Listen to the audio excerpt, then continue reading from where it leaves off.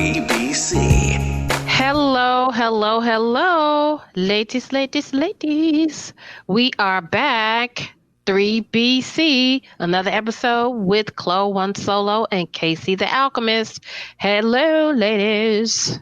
Hey. Hey now. And I am Joy, your hostess with the utmostest and your cultural liturgist for this cultural conversation. Today, we are talking about one night stands. Oh, hey. Talk about it. Speak on it. Who wants to go first? Speak on it. Well, one night stands used to be my favorite extracurricular activity. What happened, Casey? To be completely honest. COVID. What happened? Oh, no. Not COVID. I just got older. Yeah, no. Age ain't nothing but a number. What's that got to do with anything? This was during my active duty days before I moved to Oklahoma City trying to settle down. But those were good times. Good times. Yeah, because you look like you're reminiscing. You do. You do. As you should. Ooh, Yeah. Why was it a favorite though? I did a creep walk out of several houses. I don't know. I guess it's my own emotional thing that kind of keeps me from willfully attaching myself emotionally to another person. And so I still want the thrill and the rush of the connection, but I am a person who I love the chase. I love to give chase. I love to catch, when I've been chasing. And it's like constantly chasing a high with a one night stand because I have the challenge of meeting you, breaking down your barriers, getting you comfortable enough to get me to come to your place because you ain't coming to my fucking house. I thought I was the only one because you definitely not gonna know where I live. No. Well, what's the emotional barrier, Casey? Talk about that. What's blocking you moving beyond that or wanting or the desire to move beyond a one night stand? That's really what was blocking. My childhood trauma of fear of being abandoned, particularly when it comes to men. And so this is just it's one way to control that situation. I'm in it when I want to be in it. And I'm out when I want to be out, and there should be no hard feelings for you or for me. One night stands to just a regular assigned jump off is just my way to be in and out. Let me ask a follow-up question then. So your stepdad has been around for a long time, which is, your dad for all intents and purposes. So he's been a stable male figure in your life. Why do you think that didn't kind of ameliorate some of the other abandonment issues or childhood trauma? Still having to learn to trust that he's not going to bail. And so it really was just coming to the realization that he's here, he's been here, he's going to stay here. He is a trusted support system for me. That was actually the beginning of the change. It just so happens that it also occurred around the time that I moved here trying to settle down and be not that previous version of myself. Yeah. Okay. That's fair enough. I didn't mean to take it such a serious term, but I felt like that needs to be talked about. I don't talk about anything that I don't want to talk about. But for the most part, I am an open book because if you hear my story and you recognize and see yourself in it and it helps to put you on a path to healing, then I have done the heavy lifting and the hard work for you. Please, by all means, take this exit and be healed because I really don't want any more broken women out here in these streets. Amen. And I kind of get a lot of what you're saying in some regard, not necessarily, I guess, fear of abandonment, but if you're used to someone not being readily available, those may be the type of people you tend to be drawn to. So if they come and go, that's what you're used to. You don't really care. So I don't have to get my feelings attached to you, because you're probably going to come and go anyway. You won't be around long. So, excuse me, I can just get what I need and you're gone. But on the flip side, sometimes you just need your rocks knocked off and you just, you just need some good fucking. That's all I'm going to say. And then you just some surprise fucking at that. And then you just say, okay, now I'm gone. I'm out. You can delete my number too if you want to, because I'm probably not going to speak to you again, because this is what it was for. I'm kind of the opposite though. Like I have sex with you on a first day with the intention of this is a tryout. And if you're good, this is your new job. Right. If they're good, they might not be a like this your new assignment. Like you gonna have one job. This is because the challenge for me with one night stands is I just am like, I don't want to waste the time and it suck. And so if it sucks, then I get sucky sex on Saturday, then I gotta try again on Sunday. And then I got to try again on Monday. Then I try on Thursday. I'm going to watch to see if you can dance. Cause, right? I have a theory if you can I'm dance. In a world of dancers, girl. I'm in a world of dancers. Their asses ain't all. It's a myth. Their asses ain't all pipe layers either. Just Chloe, I want that's a good measuring stick. Chloe, has your position softened or changed as you've moved into and through your 40s? As far as what? One night stands? I've never really been a big one night stand person, period. But if I just want to have one, I don't care. I'm have one because I just want to get some. But I would say I've matured enough to recognize that I would be with people because of my issues with dealing with somebody who wasn't always available, that I didn't recognize it. And I would say with a lot of people, that's why therapy is good, y'all. And even if you don't have therapy, journal stuff and journal through your relationships. I actually journaled relationships and breakups and things. And I realized the kind of people I was dating were people who weren't always available. Mm-hmm. But now at this age, I'm kind of don't care if you're not that available because I got shit to do. Yeah, I'm not really wanting you in my space all the damn time. That's true. Well, and being, needing a lot of shit, you know what I'm saying? Like, because if you need a lot of emotional stuff, emotional stuff and attention. I don't know. Yeah, I'm going to have to ask you not to go at to this stage in my life. Yeah. I don't know if I can carry that load to that degree. I can carry some load, if we decide to consciously couple or whatever. I can carry some load, but you can't be. Well, see, that's part of the thing too. I'm gonna need you to get some help. And that's kind of where one night stands come in, because these guys really need so much emotional help, so much more than we do. And we go through all our stuff, but damn, 90% of them have never spoken to anybody about their issues. And we're older. We ain't got time for that shit. So let's just go give me what I need. I'm going to see you for what I need for that. But you can just be my fuck boy, basically. And I mean fuck boy as just in a good way. I'm fucking. In a good way. It. And then you can take your ass home. Actually, you can stay at home because I'm going to leave your house. I'm now in a position to where I have the bandwidth to be there for another person. I'm down to one child in the house, transitioning into whatever the next version of me is going to be as far as a career goes. My grandchildren, they're getting older, and, 2 are just full time with their parents. And that relationship is developing without me, because you guys know I spend a lot of time with my grandkids. Mm-hmm. But now as they're getting older, I don't see them quite as often. And that's not a bad thing. That just means that they're doing other things with their parents, which is what they should be doing. Mm-hmm. And so the need for me to be as present for them has lessened. So I have that room. But now it's like, but do I want to though? You know, do I want to?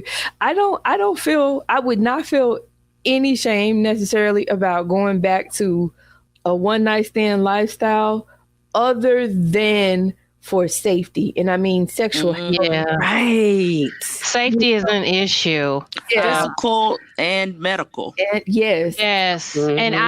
And okay, I'm going to be honest. I'm going to be transparent. I struggled with this when we went to Mexico.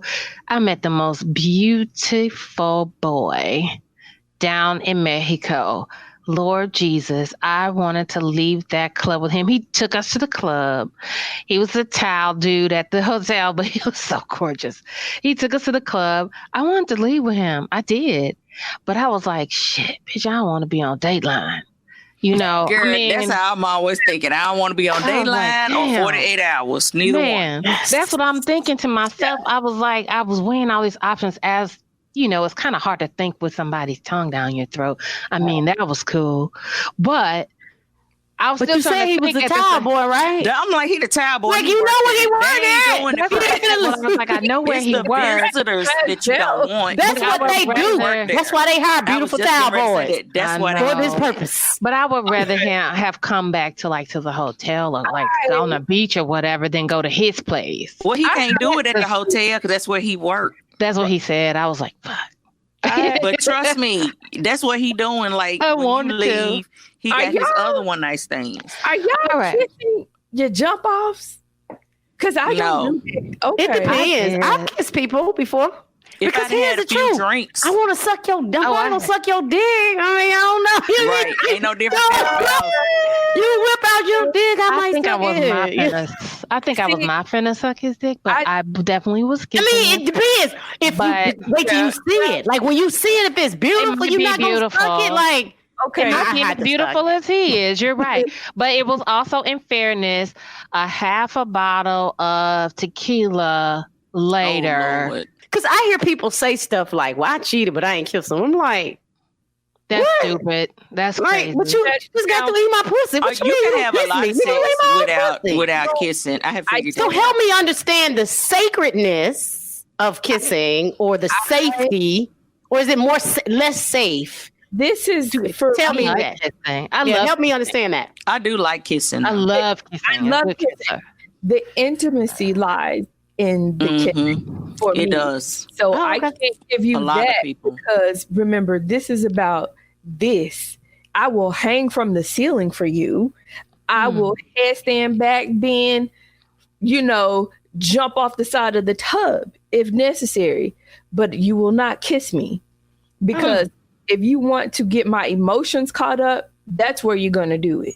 Okay. If you want to know, if I've had some that I just kissed for so damn long once before. Exactly. I was like, I remember that shit more than they sold it. They suck your soul out. They stole your soul through the kiss.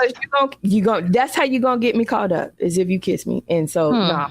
And I know a lot of people that don't kiss people, especially if you jump off. I love them. I love them. Everybody don't get a kiss though. I don't feel you might get a pick about putting him out there. So you guys know when I met Anthony, I've been celibate for 2.5 years, and when we had our first, yes, definitely on purpose.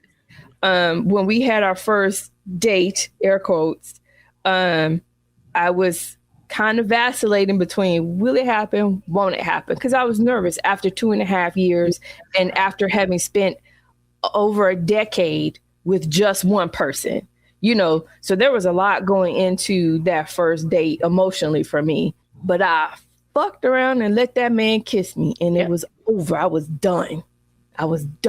And then you know what happened after that because y'all have heard him on the show. That gal was dick whipped. I ain't gonna even lie to you. But that's how you know. Like, that's how I know if the sex probably gonna be good. Like, for real. I don't have good kissers with trash sex. Like, those equations don't go. So the tryout, I was dick whipped for you, and I didn't even. The tryout is a kiss. I told her tryout is a kiss, like, and I know that too. Like a couple times, I was like, "Yeah, I'm gonna try to be all pure," and then dude give me that kiss. I'm like, "Yo, you getting a pussy tonight?" Right. This is yours. To your point about the dancing, there was a regular jump off I had when I was stationed in Minot. He was from the 9th Ward.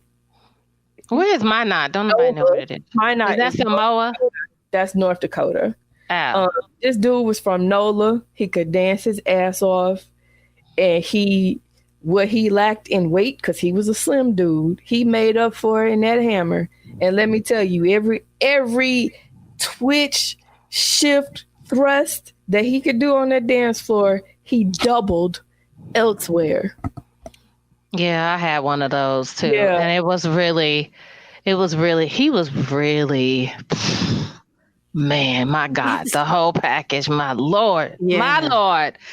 But I'm taking the opposite approach to one night stands. The most freeing thing liberating thing that I could have told myself earlier was like, bitch, you ain't hard.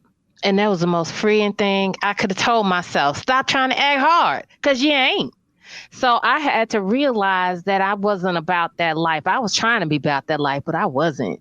And I didn't know how to not catch feelings. Now, fast forward to my 40s, once I hit around mid-40s, I felt like I was in a better place to compartmentalize. I had never been able to compartmentalize the way I have now. Not that I'm doing a lot of compartmentalizing. I mean, I'm taking applications, but theoretically, I have never been able to compartmentalize like I have been able to now. But it was freeing for me to realize then, like, that ain't what you're looking for. You can't do this. I was quite similar to that in my 20s. Yeah. And I could only 30s. do the compartmentalize if maybe we had been together before and I'm really done with you, but I still want that dick. And by that time, I'm like, I could cut all the emotion off. Let me go on and get what I wanted, and I'm going home. And I will tell you, I hope you ain't catching feelings, because this is what I'm here for, and I'm out. I want to do this. Yeah, and I so want now to do it. I've been able to do it, and I can only do that, though, once I get to a point with a person. When I'm done with you in my mind, and I say I'm done, I'm done. I can hit you up, though, all I want, but I'm still done with your ass. I don't want to have nothing else with you but that. But what if you see him on a regular basis? I don't give a shit, because I'm done with your ass emotionally. When I'm cutting you off emotionally, I'm really done. Now, there are a few people I haven't been able to cut off emotionally. When you meet the line where Chloe cuts you off emotionally, know that you are emotionally dead to me. Now, you may not be physically dead to me, because I might physically want that dick. But emotionally, oh, hell no. You will get nothing about my feelings, nothing about my day, how I feel about shit. No, I feel horny. That's the only emotion or physical thing you need to know. And I still need separation, though. Even now, I still need separation. I work with somebody, and we had that relationship, and I saw him with his fiance and everything. Good, y'all. That's all I wanted. I still need separate. I mean, I can see you out or whatever, but I don't want to be seeing you all the time, I don't want to engage, so to speak. I want to fuck you on a regular basis, because that regular basis becomes a habit. You know what I mean? Exactly. And you get too used to that person. So I definitely, even though I can compartmentalize at this point in my life, I still have some boundaries and rules that I need to have in place. Now at this age, I'm going to have more boundaries with you, as far as I don't want to see you a lot neither. And again, it's going to take you months before you ever find out where I live. Right. Because I have had somebody that literally lived in my neighborhood, and I cut it off, and I saw him 3 months later at the house across the street, and he didn't even realize I lived across the street from his friend, and had been all the whole time, and saw him go in the house, and he still didn't realize I was across the street. So that's we believe in anonymity on JVC. Exactly. You got to keep that, but that's me and the one night stand. I'm not doing many of them, though, because I'm scared you might be crazy. Well, also, these COVID streets right now, it ain't. I ain't doing none of that shit right now. Hell no. These COVID streets is something else. So we'll see us in 2021. with the exactly with the jump off going on this year. We'll see you in 2021. So, well, on that note, we're going to wrap up for today. Thank you, ladies, for contributing, and as always, for your honesty and authenticity on this show. And wrap that dick up too. Yes. Yes, indeed. And get you a dental dam for you. Yes. You will eat some of that cooch. You know. In 2021, y'all need to wrap that thing up. All this stuff is still real out here. And not just COVID, but all that other stuff is still real out here and morphing into different forms too. Mm-hmm. So it's still real. And don't let pep and prep get you fucked up. That's cool and everything. But if you ain't got to do it, don't do it. Just wrap it up and be safe. So anyway, on that note, we're going to close the doors of the church for today. And we will see you next time. Wrap it up, y'all. Be safe. Jump offs. We'll see y'all in 2021. We'll see what's popping. What they're Rona talking about. Later. Peace. 3BC, recorded at Kudzukian Studios. Directed, produced, and distributed by Kudzukian. Join the conversation at facebook.com/3BC.